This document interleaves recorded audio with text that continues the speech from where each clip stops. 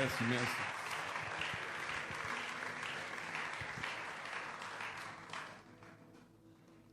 Bonjour à tous.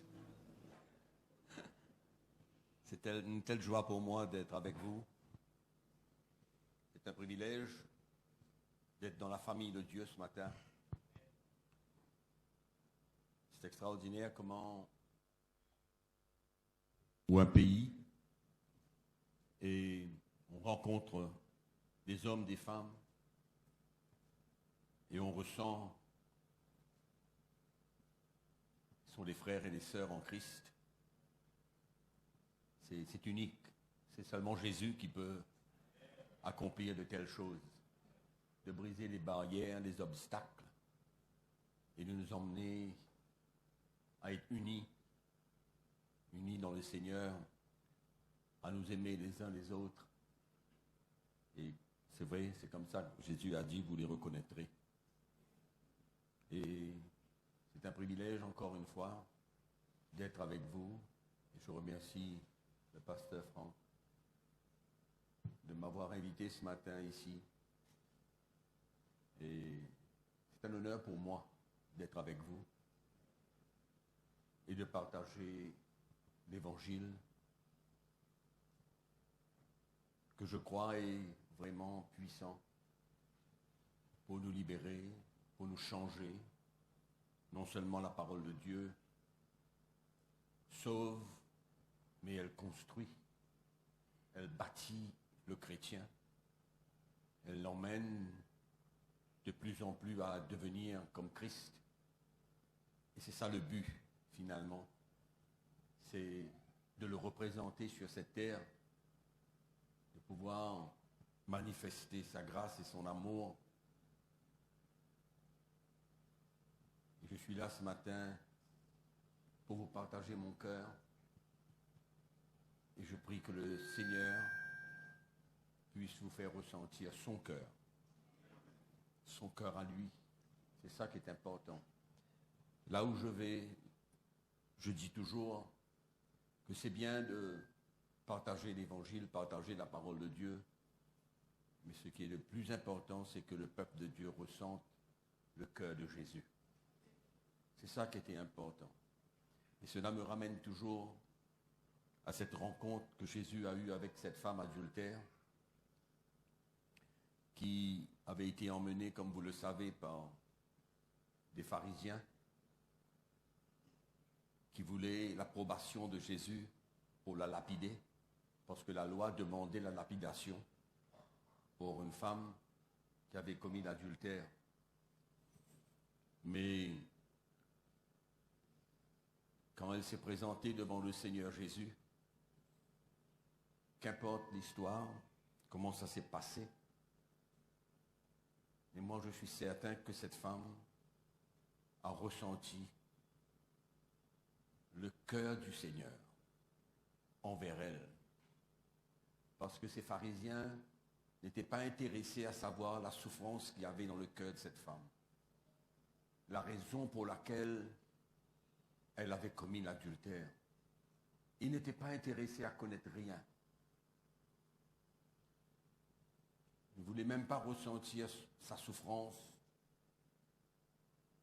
Tout ce qu'ils voulaient, c'était appliquer la loi. Mais dans la présence du Seigneur, elle a ressenti le cœur d'un père qui était prêt à la pardonner, à ce qu'elle recommence une nouvelle vie. Jésus lui a dit, va et ne pêche plus. C'est ça le cœur de Jésus. Et je prie que pendant ce temps que nous passons ensemble ce matin, que nous puissions ressentir son cœur pour nous. Et je voudrais vous partager un peu quelque chose de très simple. Mais souvent, quand je voyage et que je vais dans des églises, et même chez nous, à l'île Maurice, je réalise qu'il y a la difficulté pour beaucoup de chrétiens de pardonner.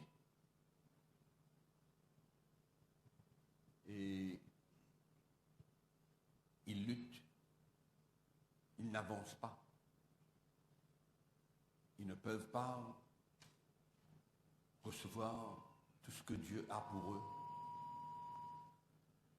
parce qu'ils gardent le non-pardon envers n'importe qui, que ce soit son mari, sa femme, son frère, sa sœur, son employeur, le pasteur, n'importe qui. Et peut-être qu'on peut ouvrir notre Bible ce matin dans l'évangile de Matthieu, au chapitre 6. Matthieu, chapitre 6.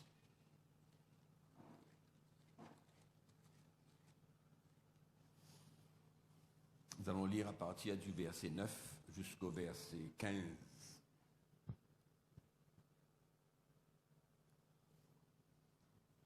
Matthieu chapitre 6, verset 9. Voici donc comment vous devez prier. Notre Père qui est aux cieux, que ton nom soit sanctifié, que ton règne vienne, que ta volonté soit faite sur la terre comme au ciel. Donne-nous aujourd'hui notre pain quotidien. Pardonne-nous nos offenses, comme nous aussi nous pardonnons à ceux qui nous ont offensés. Ne nous induis pas en tentation, mais délivre-nous du malin. Car c'est à toi qu'appartiennent dans tous les siècles le règne, la puissance et la gloire. Amen. Et il continue. Il dit, si vous pardonnez aux hommes leurs offenses, votre Père céleste vous pardonnera aussi. Mais si vous ne pardonnez pas aux hommes, votre Père ne vous pardonnera pas non plus vos offenses. Et souvent, le chrétien ne réalise pas le sérieux du non-pardon, la gravité du non-pardon. Parce que on peut avoir beaucoup de raisons pour ne pas pardonner, mais la chose qui nous frappe dans la parole de Dieu ce matin, c'est que si nous ne nous pardonnons pas un frère ou une sœur ou quelqu'un, Dieu ne nous pardonne pas. C'est quand même assez grave quand Dieu ne nous pardonne pas. Parce que nous avons tous le besoin de chercher le pardon de Dieu. Parce que nous ne sommes pas parfaits, nous chutons, nous tombons, nous avons des mauvaises attitudes, on dit ce qu'il ne faut pas, enfin qu'importe. Nous sommes tous, d'une manière ou d'une autre, coupables d'avoir fait quelque chose qui ne plaît pas à Dieu. Que ce soit dans notre relation avec notre femme, avec notre mari, avec notre frère, dans notre travail, qu'importe. Il y a des moments de faiblesse, il y a des moments où on tombe, où on chute. Et qu'est-ce que la première chose que l'Esprit de Dieu en nous veut et désire quand nous tombons? Je pense que c'est la repentance et de chercher le pardon de Dieu. On ne peut pas vivre sans le pardon de Dieu. C'est trop lourd sur notre cœur de n'avoir pas reçu le pardon de Dieu pour nos péchés. C'est trop lourd. C'est pourquoi le pardon, c'est quelque chose de libérateur. De ne pas continuer à porter quelque chose dans notre cœur contre quelqu'un. Parce qu'il nous a offensés. Parce qu'il nous a persécutés, parce qu'il nous a faussement accusés. Qu'importe la raison, la chair de l'homme veut réagir. On veut se justifier pour ne pas pardonner. Ou alors, on attend même que la personne vienne se repentir pour pardonner. Vous comprenez ce que je dis? Souvent, on attend que la personne vienne reconnaître sa faute, son offense, son erreur, pour qu'on puisse, nous, par la suite, pardonner. Mais s'il faut attendre que nos frères, nos sœurs ou quelqu'un vienne se repentir pour pardonner, ben, il y a des moments où nous aurons à attendre très, très, très longtemps, ou même mourir avant que cette personne vienne se repentir. C'est pourquoi le pardon ne dépend pas de l'attitude de l'offenseur. Notre pardon vers quelqu'un qui nous a offensés doit être immédiat.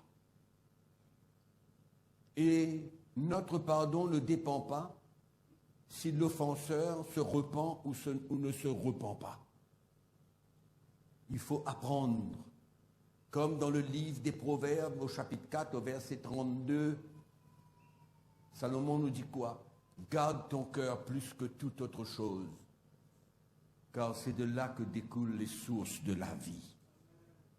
Garde notre cœur, gardons nos cœurs. Ne permettons pas à que le non-pardon puisse demeurer dans notre cœur. Je peux vous donner un témoignage un jour à l'église chez nous. Après la prédication, on priait un peu pour les frères et sœurs. Je ne me rappelle pas la raison pour laquelle on priait pour nos frères et nos sœurs.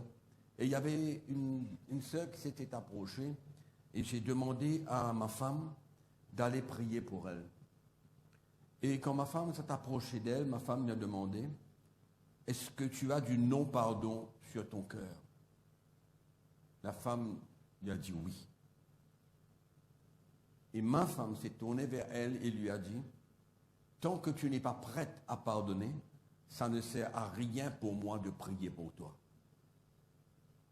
Et ma femme a continué et lui a dit, si tu décides de pardonner pendant que je m'éloigne, laisse-moi savoir, je prierai pour toi.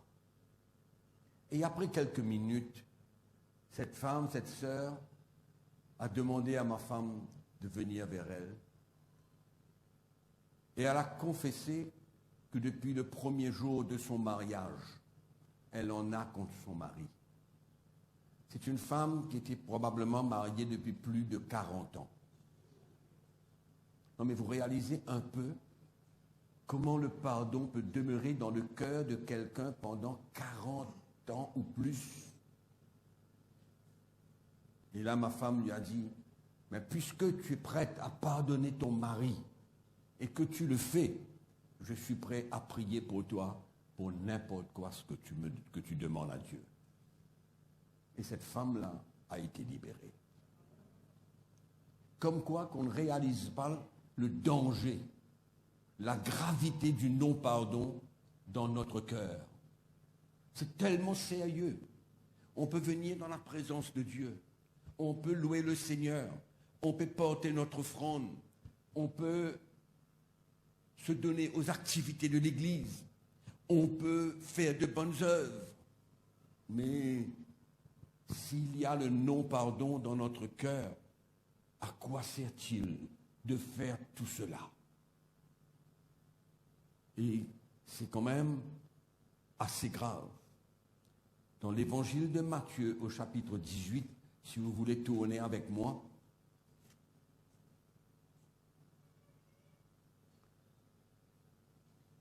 le verset 21.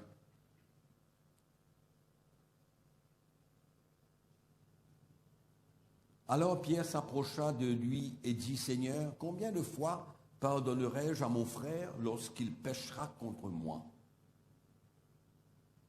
Sera-ce jusqu'à 7 fois?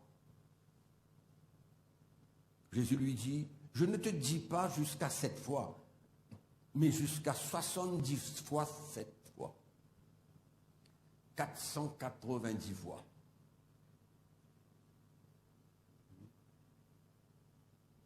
Comme quoi que Pierre savait qu'il fallait pardonner. Il lui dit, est-ce qu'il faut que je pardonne 7 fois? Jésus lui dit non, je ne t'ai pas dit 7 fois, mais 40 fois 7 fois. 70 fois 7 fois. 490 fois. Comme quoi le Seigneur est intéressé que nous, ses enfants, nous ayons un cœur clair envers nos frères et nos sœurs. Je vois ce qui est écrit là, et ce qui a été communiqué tout à l'heure en quelques mots par le pasteur. Une communauté d'amour.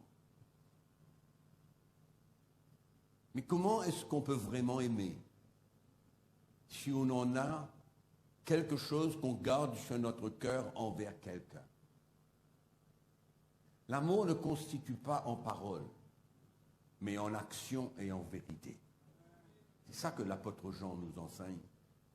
C'est pourquoi notre cœur doit constamment demeurer pur et clair.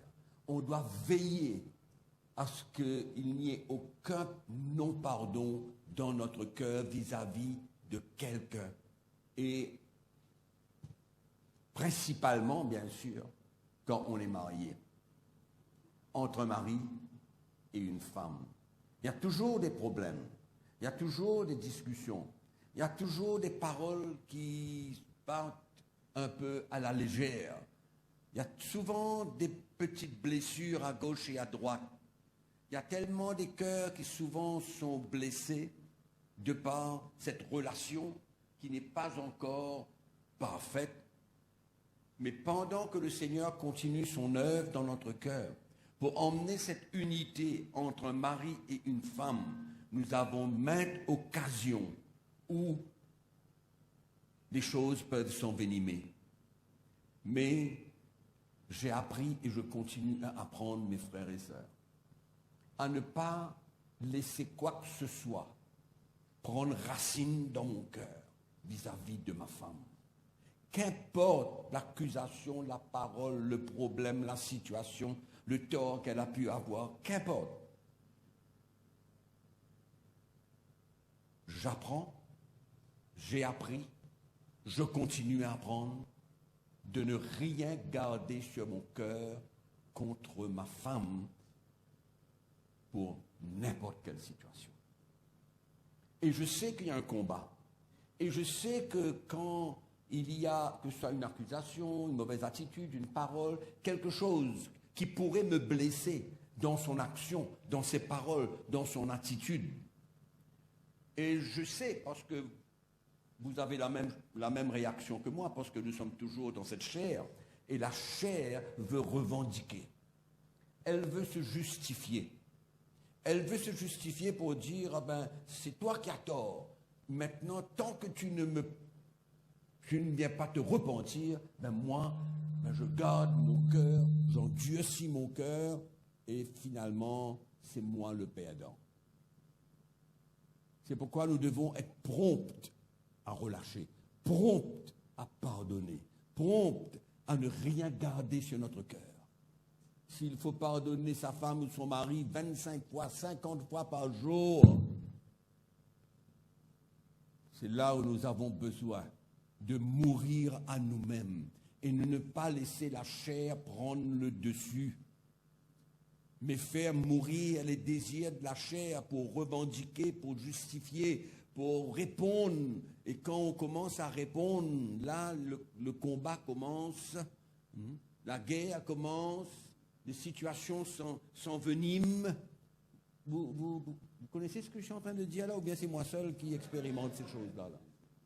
Hein? Mais laissez-moi vous dire une chose. Au travers de l'Évangile que le Seigneur nous révèle, nous sommes appelés, dans ce moment d'accusation, dans ce moment où on est offensé, dans ces moments où il y a une flèche qui vient vers nous, l'Évangile, la lumière, la révélation de l'Évangile en nous,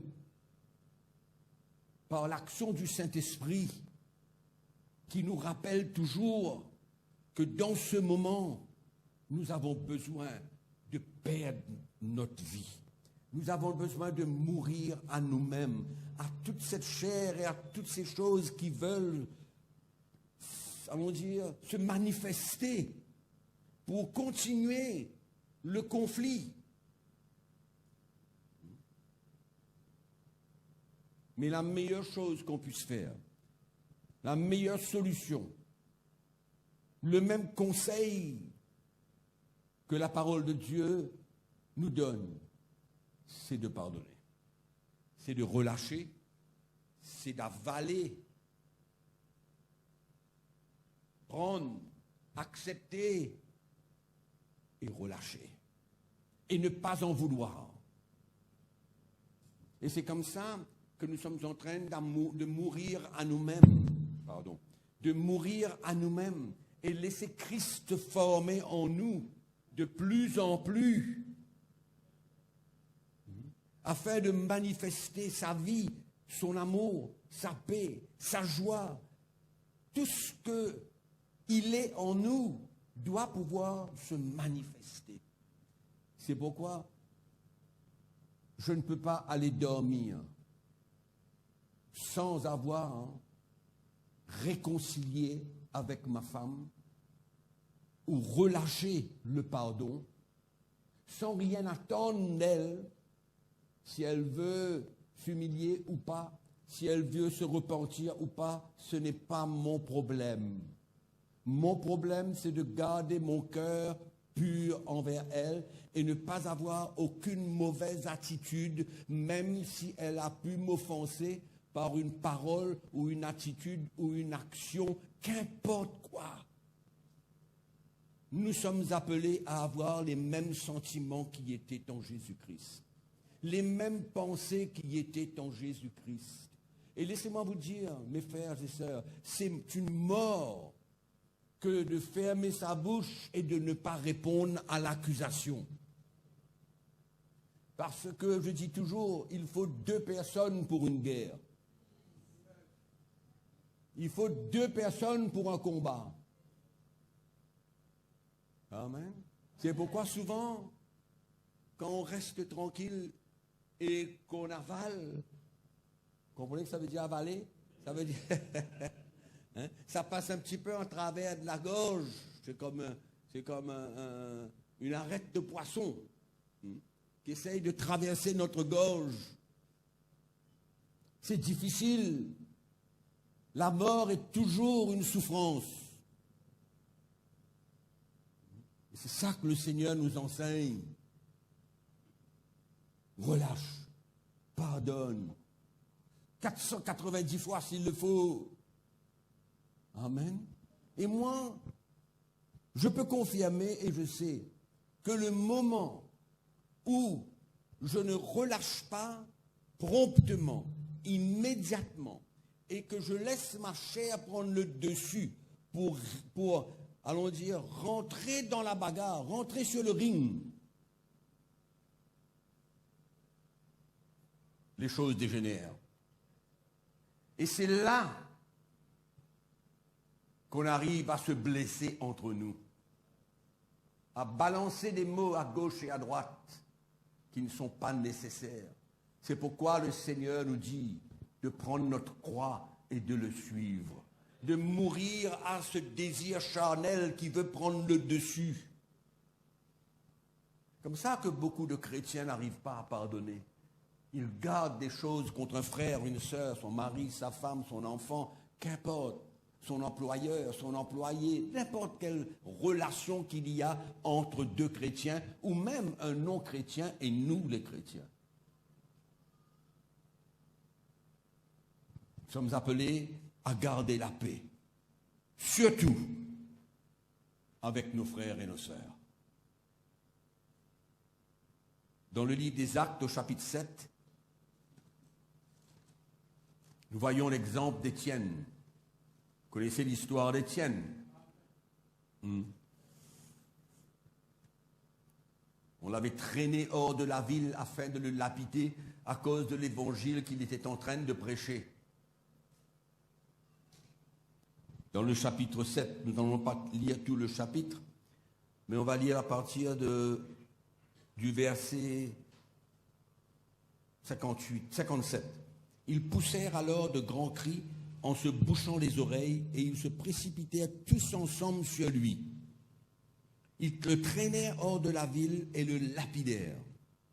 Les témoins déposèrent leurs vêtements aux pieds d'un jeune homme nommé Saul, le fameux Paul.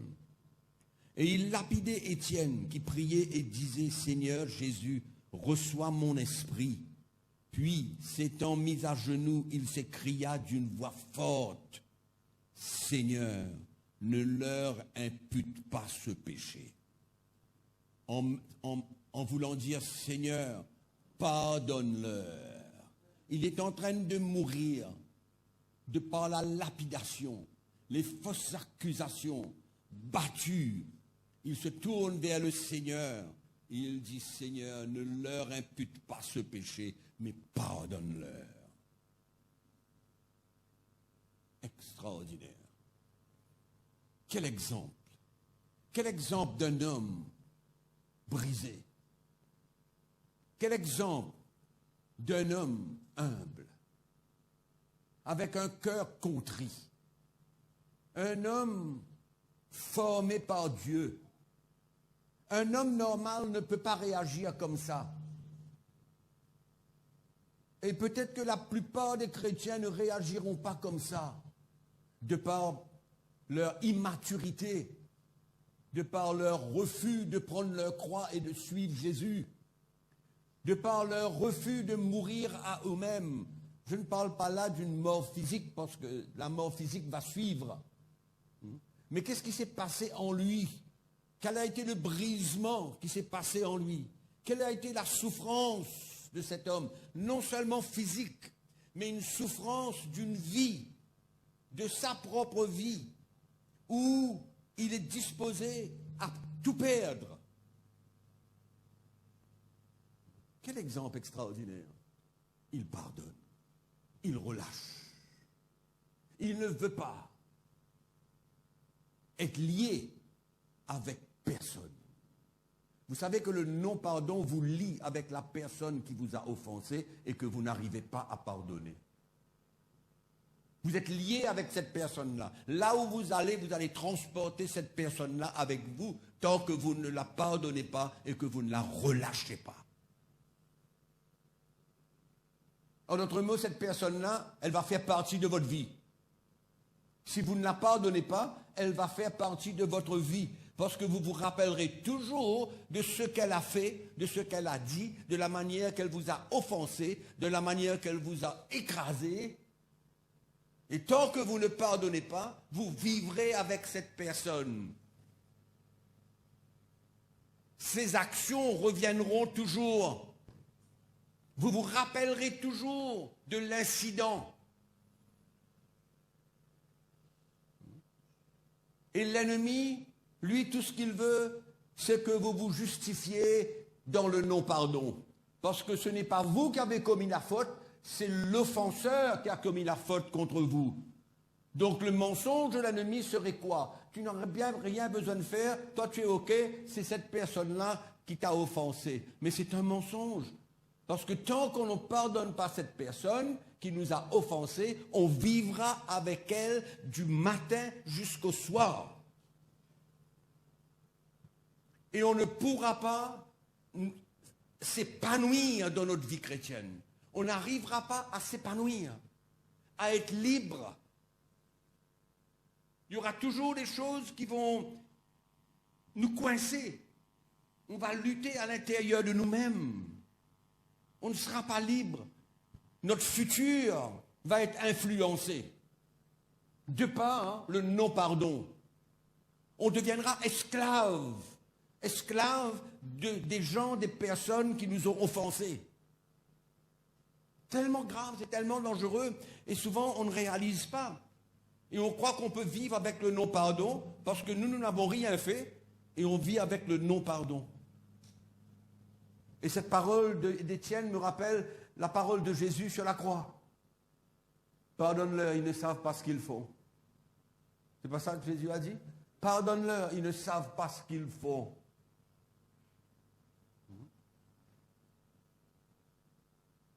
Il ne faudrait pas qu'aucun chrétien ne soit esclave. Esclave du non-pardon.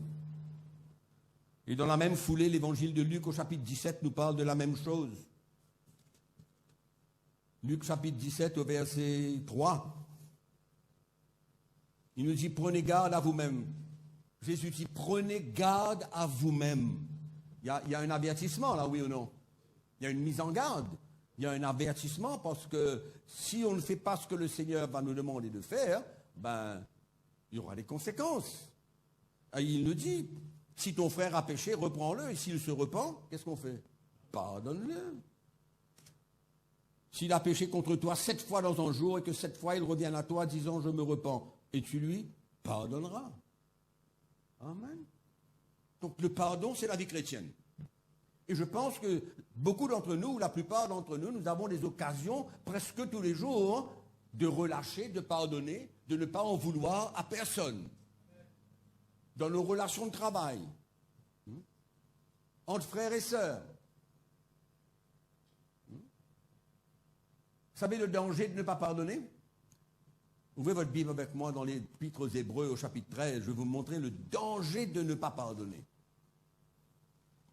Hébreux chapitre 13.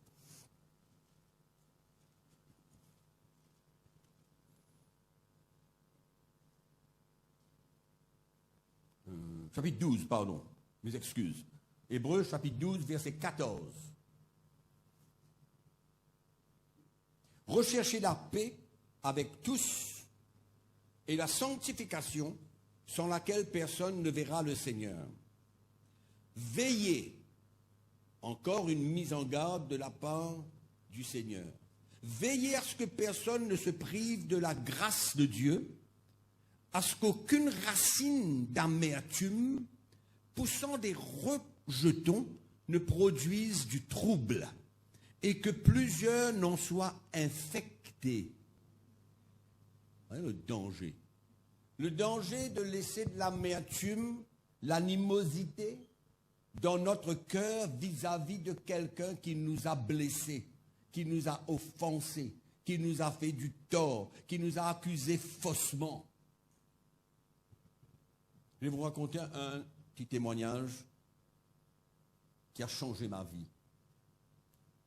Un témoignage qui m'a permis aujourd'hui d'être là devant vous. Ça fait plusieurs années où il y avait une circonstance où ma femme et moi, nous avons pris la garde de 3 enfants parce que le père des enfants les battait leur mère qui était en terminale de cancer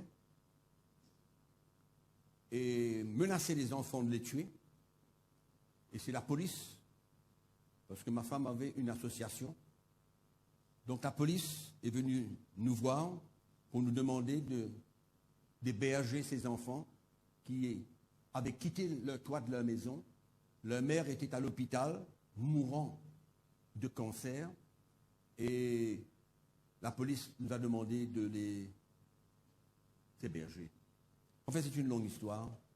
Nous avons été accusés de kidnapping. Donc ma femme et moi, on avait été accusés de kidnapper ces 3 enfants. Et ça a causé pas mal de bouleversements dans notre pays, parce que, comme vous savez, nous sommes d'une petite île, à l'île Maurice, et beaucoup de persécutions. Il y a eu beaucoup d'accusations concernant cette situation. Et il y a eu même devant l'église, où à la porte de l'église, il y avait des gens qui avaient marqué « Rendez-nous ces enfants, autrement, 3 petits points ». En fait, c'était une persécution. Et c'était un moment, pas longtemps après, que Dieu avait commencé à m'éclairer, à me montrer combien je dois être disposé à prendre ma croix, à mourir à mes désirs, à moi-même, mes ambitions, afin de le servir. Et au milieu de toute cette persécution, de cette opposition, ma femme et moi, on était en ville et on a rencontré un grand avocat, un des meilleurs avocats de l'île, qui nous a dit « Mais pourquoi est-ce que vous ne poursuivez pas ces gens? qui sont en train de vous persécuter et de vous accuser de toutes sortes. Pendant les semaines, la photo de ma femme et de moi était sur les journaux en première page, remplie d'accusations, remplie de mensonges, remplie de toutes sortes de fausses histoires. Et donc, en voyant cet avocat, il nous a dit, mais pourquoi est-ce que vous ne poursuivez pas ces gens? Je n'ai pas répondu, mais j'ai dit à ma femme, on ne va rien répondre. On va fermer notre bouche et on va laisser Dieu faire les choses. Ça a duré des mois et des mois. Beaucoup de gens nous ont conseillé de nous justifier. Mais j'étais déterminé dans mon cœur à ne pas me justifier et que le Seigneur lui-même, il fera son œuvre pour nous délivrer. Et effectivement, il y a eu beaucoup de situations et les choses se sont atténuées. Et laissez-moi vous dire une chose, c'était des moments très durs. Mais comme la parole de Dieu nous enseigne, peut-être que ça c'est bon parce que c'est un texte que je voulais vous parler de toutes les manières, c'est dans l'évangile de Matthieu. Au chapitre 5, verset 43, la Bible nous dit, vous avez appris qu'il a été dit, tu aimeras ton prochain, mais tu haïras ton ennemi. Et ces gens qui nous persécutaient étaient nos ennemis. Ils voulaient non seulement détruire ma femme et moi, mais détruire l'Église. Le but derrière tout cela, c'est de fermer l'Église du Seigneur. Et Jésus dit, mais moi je vous dis, aimez vos ennemis. Bénissez ceux qui vous maudissent. Faites du bien à ceux qui vous haïssent. Priez pour ceux qui vous maltraitent et qui vous persécutent, afin que vous soyez fils de votre Père qui est dans les cieux. Donc nous nous sommes mis, ma femme et moi, à prier pour ces persécuteurs. Nous avons fermé notre bouche, nous n'avons rien fait. Mais le Seigneur lui-même nous a délivrés.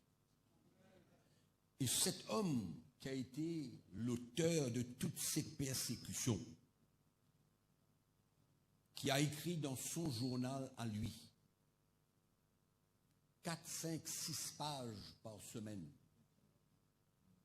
Je ne sais pas si vous réalisez votre photo avec votre femme, avec des témoignages faux, des accusations fausses, 6, 7 pages sur vous.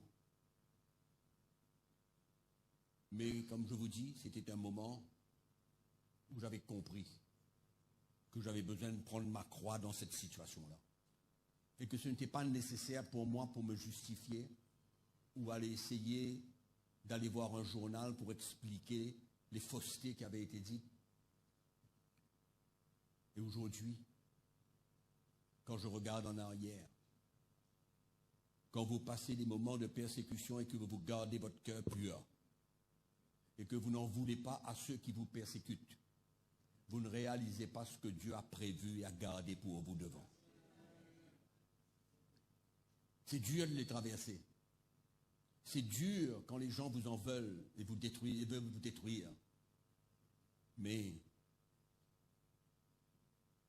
c'est l'instruction de Jésus que nous venons de lire, qui non seulement nous a gardés, mais qui a permis à Dieu de nous faire entrer dans un plan, dans une vision pour le servir, que je n'aurais jamais pensé que cela pourrait être vrai.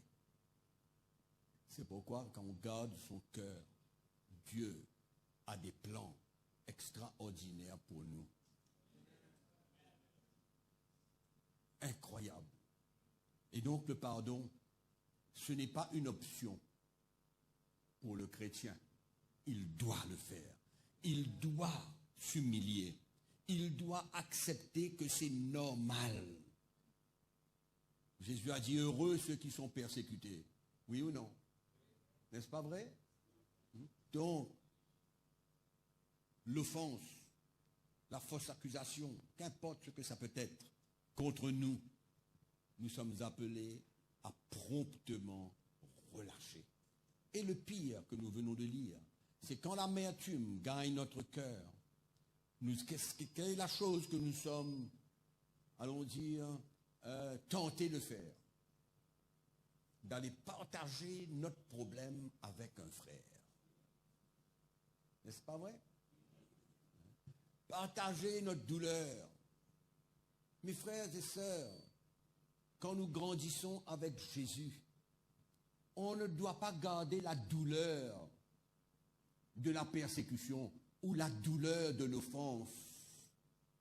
Quand on pardonne, on est libre. Quand on pardonne, on ne permet pas à l'offense de nous détruire. C'est pourquoi nous sommes appelés à prendre cette croix et à grandir, afin de pouvoir faire face à toute opposition, à toute persécution, à toute offense, à toute fausse accusation contre nous, qu'importe quoi. Nous sommes appelés à relâcher. Parce que si je garde des choses dans mon cœur, ça devient des racines. Et la parole de Dieu nous enseigne, il nous dit, fais attention à ce qu'aucune racine d'amertume poussant des rejetons ne produise du trouble. Et que plusieurs n'en soient infectés. Donc quand nous sommes blessés et que nous n'arrivons pas à pardonner, nous utilisons cette blessure pour nous asseoir avec un frère et une sœur pour nous raconter à propos de ce frère et de cette sœur qui nous a offensés. Voyez comment le problème se multiplie là? Vous voyez comment ça s'élargit? Parce qu'on cherche toujours quelqu'un à nous comprendre. On cherche toujours quelqu'un pour accepter notre justification. Pour comprendre pourquoi on en veut à ce frère-là ou à cette sœur-là. Et donc finalement, nous sommes en train d'infecter un frère, nous sommes en train de pourrir une sœur, et nous sommes en train de créer des clans. Un petit groupe ici qui a pitié de ce frère et de cette sœur qui a été faussement accusé ou qu'importe l'offense, et on se joint avec ce frère-là ou cette sœur-là, et on se met contre celui qui a créé le problème. Donc l'Église finit par avoir au milieu d'elle des divisions, des jalousies, des compétitions, des problèmes. C'est pourquoi nous sommes tous là appelés à que qu'importe quelle est l'offense, promptement, on pardonne. On relâche. On n'en veut à personne. Et on laisse Dieu s'occuper de la personne. Ce n'est pas à nous de s'occuper d'elle. On a un berger, nous. C'est lui qui s'occupe de ses brebis. Donc quand on garde notre cœur vis-à-vis de notre mari, notre femme, notre frère, notre soeur, notre employeur, nos enfants, qu'importe qui, c'est là où on ouvre la porte pour Dieu agir dans la vie de cette personne. Mais par contre, quand il y a un conflit, vous réalisez un coup, nous sommes dans la maison de Dieu et on peut avoir des frères, des sœurs qui n'arrivent pas à se parler, se communiquer. Et quand la table du Seigneur vient et qu'on veut participer à la table du Seigneur, il y en a des choses dans notre cœur contre un frère ou une sœur. Non mais, c'est pas ça le plan de Dieu. Mais par contre, quand on est prêt à tout accepter, à être marché dessus, que quelqu'un nous écrase, nous en veut, on relâche. Maintenant, si nous faisons des choses qui ne sont pas bien, on se repent. On met ça devant le Seigneur et on se repent. Jésus a dit, si quelqu'un a quelque chose contre toi, laisse là ton offrande, va te réconcilier avec lui, et puis viens porter ton offrande. Mais on ne peut pas laisser ces choses-là derrière nous et faire des choses que nous croyons que c'est bon aux yeux de Dieu. Mais ce n'est pas du tout la chose à faire. Il faut être libre dans notre cœur. Il ne faut pas avoir aucun non-pardon envers quiconque. relâchons, pardonnons, n'attendons pas une réaction de la part de personne. Dieu s'occupe, il s'occupera. Nous gardons nos cœurs plus que toute autre chose.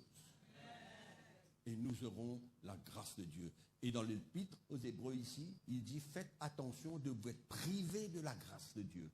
De vous priver de la grâce de Dieu. Combien on a besoin de la grâce de Dieu tous les jours dans notre vie. Et d'être privé de sa grâce, serait pas à notre avantage du tout. Amen. Donc faisons attention de ne pas laisser ces choses-là entre frères et sœurs. Un dernier verset que je vous parle, c'est dans l'évangile 1, Jean chapitre 4. Donc on relit le verset 19. Pour nous, nous l'aimons parce qu'il nous a aimés le premier. C'est normal. À partir du verset 20, il dit, si quelqu'un dit, j'aime Dieu, et qu'il haïsse son frère, il est un menteur. Car celui qui n'aime pas son frère qu'il voit, comment peut-il aimer Dieu qu'il ne voit pas? En d'autres mots, comment est-ce qu'on peut avoir des choses dans notre cœur contre un frère ou une sœur? Et en même temps, on dit qu'on aime Dieu. Et l'apôtre Jean nous dit, mais comment est-ce que tu peux dire que tu aimes Dieu que tu ne vois pas et que tu n'aimes pas ton frère ou ta sœur que tu vois? Mais tu es un menteur. Ça ne peut pas exister, ce n'est pas possible. C'est pourquoi l'apôtre Jean est en train de nous encourager à garder nos cœurs purs les uns envers les autres. Et pour cela, puisque dans une relation, il y a toujours des complications. Oui ou non? Dans le corps de Christ, dans le leadership, dans la famille, parmi les enfants, dans notre travail, il y a toujours des petits conflits, des incompréhensions, des petites choses à gauche et à droite qui nous bousculent. Non? Mais qu'est-ce qu'il faut faire? S'humilier. S'humilier. Garder la réalité de l'amour de Dieu parmi nous et ne pas laisser nos cœurs se gâter envers un frère et une sœur ou nos enfants ou notre femme. Et c'est ça la preuve de notre amour.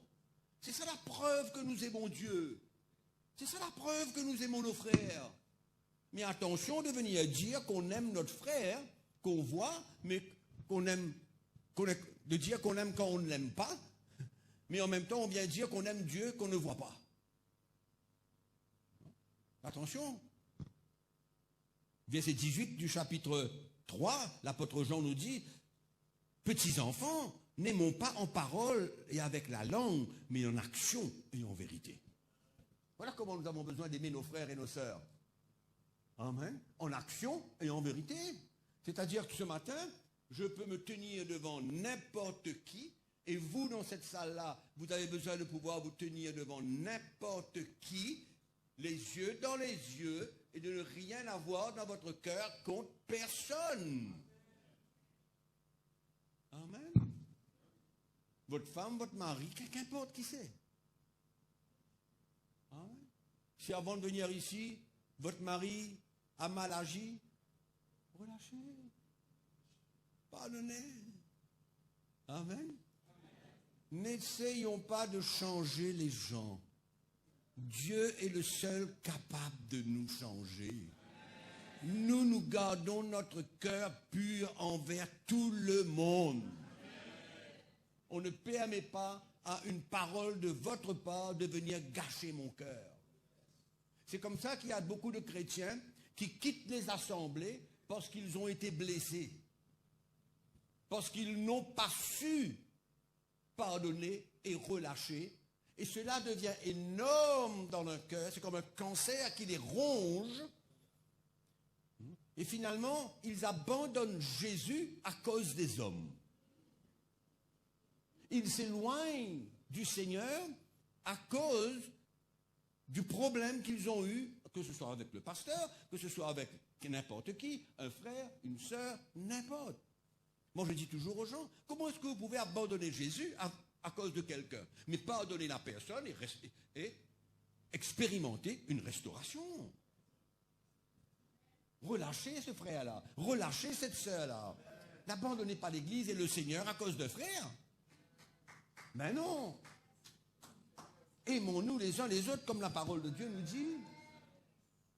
Amen. Et le pardon est une chose importante dans la manifestation de notre amour pour nos frères et nos sœurs. Je ne peux pas aimer mon frère et en même temps porter de l'amertume dans mon cœur contre lui. C'est hypocrite, ça. C'est de l'hypocrisie. C'est pourquoi nous sommes appelés à nous humilier. Si un frère a quelque chose contre toi, va le voir. Va le voir. Va l'encourager. Hein? Va t'humilier. Et puis viens porter ton offrande. Et puis viens alors adore le Seigneur. Et puis viens te joindre à l'assemblée pour louer le Seigneur et adorer le Seigneur de tout ton cœur. Amen.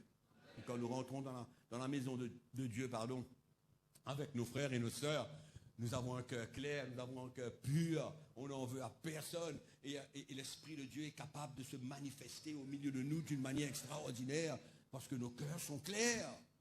On n'en veut à personne. Amen. Et le non-pardon, pour terminer, nous rend esclaves. Et par contre, le pardon libère. Moi, j'ai vu beaucoup de gens pardonner et être guéris. Comme quoi le non-pardon les prive d'une bénédiction de Dieu, d'une guérison ou d'une manifestation de Dieu ou une bénédiction de Dieu. Le non-pardon, c'est comme une porte fermée. Mais comme on relâche, comme on pardonne, on expérimente la bénédiction de Dieu, la guérison de notre corps. Beaucoup de choses on peut recevoir de Dieu. Mais quand ce cancer-là est en train de nous ronger à l'intérieur, il y a de l'amertume, il y a de non-pardon, notre cœur devient dur envers un frère et une sœur. On ne peut même pas le regarder. On rentre dans l'église et on passe à côté. On ne veut pas faire face. Ça, ce n'est pas la manifestation de l'amour de Dieu.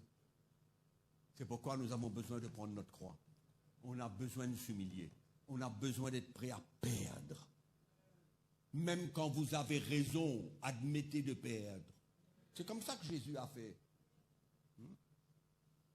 Quelles sont les accusations qui ont été portées contre lui? Et combien de fois il s'est tu? Il n'a rien dit. Il a accepté. Il n'est pas entré dans de grandes disputes. Il n'a pas essayé de se justifier. Et je termine en lisant Philippiens chapitre 2. Il faut faire attention qu'on aille infecter nos frères et nos sœurs de par nos blessures et les offenses contre nous. Philippiens chapitre 2, nous lisons le verset 1.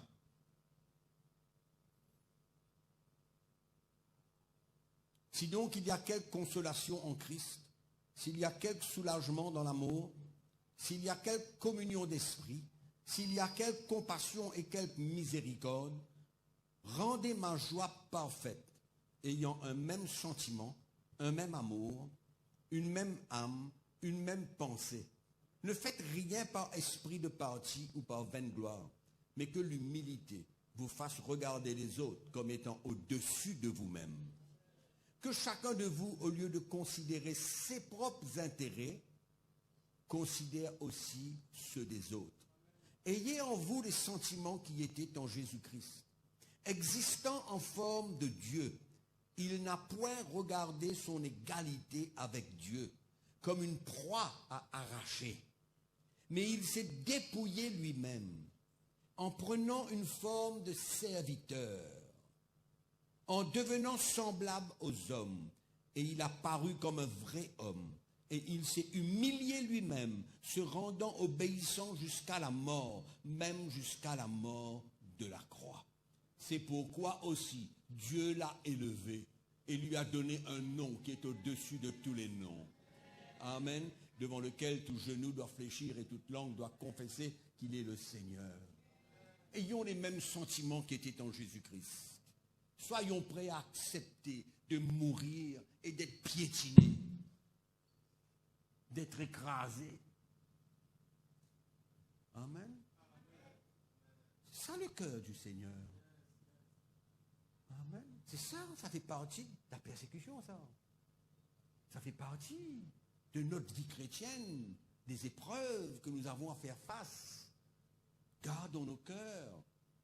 Relâchons et que personne ici ce matin ne puisse avoir un cœur qui a du non-pardon contre quelqu'un. Peut-être pas contre quelqu'un ici, mais quelqu'un en dehors. Peut-être un mari ou une femme qui n'est pas encore chrétien ou chrétienne. Peut-être qu'il vous en veut pour cela. Amen. Soyez prêts à prendre votre croix. Soyez prêts à tout perdre. Et ne rien garder contre quelqu'un. Votre cœur doit être clair, pur. Amen. Et quel témoignage puissant. Quel témoignage puissant. Quand vous avez quelque chose dans votre cœur contre quelqu'un, pouvez-vous encourager quelqu'un à garder son cœur? Quand vous, personnellement, vous-même, vous en avez contre quelqu'un? Vous ne pouvez pas. Ça serait la religion, ça. Ça serait technique, ça serait un principe. Mais ce n'est pas ça. Nous sommes appelés à vivre selon notre cœur. Et quand notre cœur est propre, quand notre cœur est pur, quand notre cœur n'en veut à personne, quand notre cœur est tendre, on est au service de Dieu. Et on n'est pas privé de bénédiction. Et on n'est pas attaché avec personne. On est libre. Amen. On n'est pas esclave de personne. C'est pourquoi ce matin, je veux vous encourager à garder votre cœur plus que toute autre chose. Je sais que ce n'est pas toujours facile d'accepter de perdre. Mais nous sommes appelés pour accepter de perdre. Amen. La vie chrétienne n'est pas toujours un gain. Il y a des choses qui doivent se passer dans notre vie. Et laissez-moi vous dire une chose. Pour terminer, quand vous gardez votre cœur au travers d'une situation où quelqu'un vous a offensé, vous a blessé, et quand vous êtes prêt à garder votre cœur et à vous relâcher rapidement, vous savez ce qui se passe en vous? Dieu est à l'œuvre en vous. Dieu est en train de vous former. Dieu est en train de vous établir. Dieu est en train de... On dit, vous êtes comme l'argile dans la main du potier, là où Dieu est en train de vous former à son image. Amen. Et vous remportez victoire après victoire.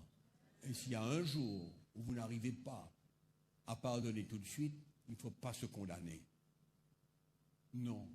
Mais l'Esprit de Dieu vous conduira, vous guidera, que ce soit un peu plus tard, que ce soit demain. Mais il arrive qu'on passe à côté, mais le Seigneur saura nous rattraper. Il est celui qui nous tend la main à tout moment. On tombe, il est là. Je dis toujours aux chrétiens, quand on tombe, la personne la plus proche de nous, c'est le Seigneur lui-même. Dans la chute, le Seigneur est là. Dans la chute, il est celui qui nous tend la main, il est le plus près de nous. Et c'est à ce moment-là même qu'on doit ressentir son cœur. Ça, c'est l'esprit de l'Évangile. Amen.